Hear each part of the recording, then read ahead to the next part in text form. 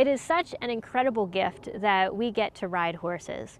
There's some physical reasons that we're able to ride horses, and there's also a few mysterious unknowns of why horses allow themselves to be domesticated and ridden. And that's what we're going to talk about in today's video.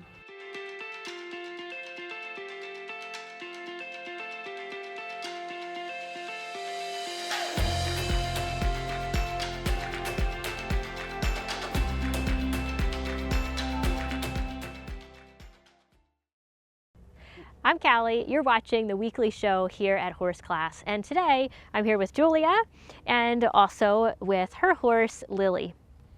And Lily's going to be our demo for discussing some of these physical reasons.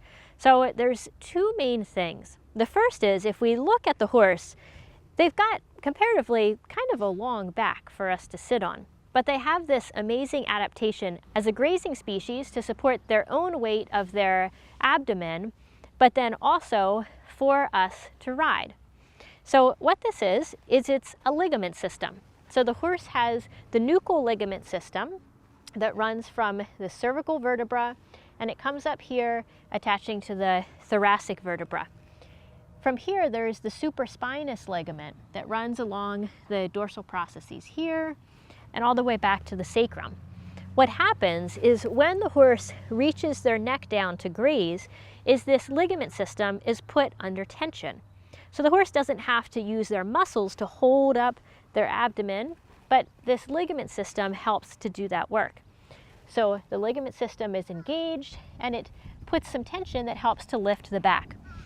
Now, Lily is showing a little bit of a belly right now. She hasn't been doing a lot of work. She's been doing quite a bit of grazing lately.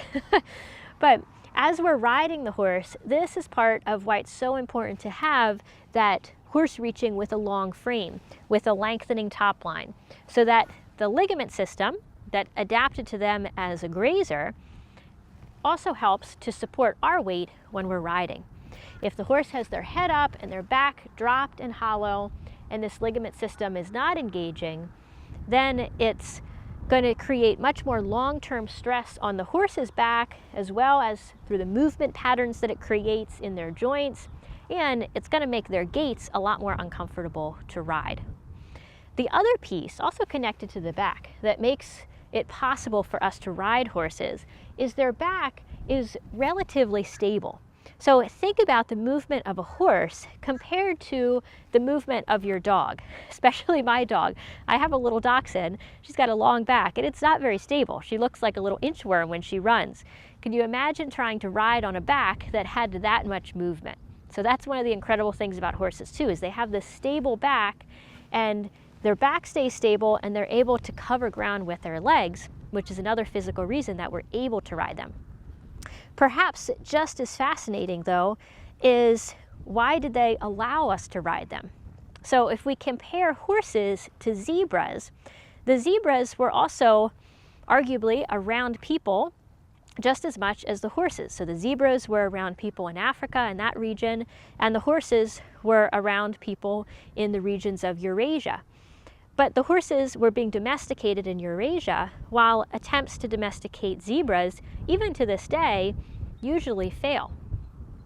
One of the suspected reasons, is that zebras were around so many more big, dangerous predators longer into their evolution that they became a more aggressive and a more territorial species, which makes them harder to domesticate. But maybe there's something else about the horse. And depending on how we measure success, the horse right now numbers at around 60 million in their world population, while the zebras are only at 800,000. So it seems like the horse made a pretty good decision, at least for us, in allowing themselves to be domesticated. And this is what is so fascinating about the process of domestication and how we're able to ride. There really is an amount of cooperation in it. While there's plenty of times that parts of that process involve no cooperation at all, and we have totally used and abused horses, being a domestic species has also benefited them in some ways too. So now I would love to hear from you. Leave a comment down below and just tell me one thing that you find so special about riding. Thank you for watching. I'll see you in the comments.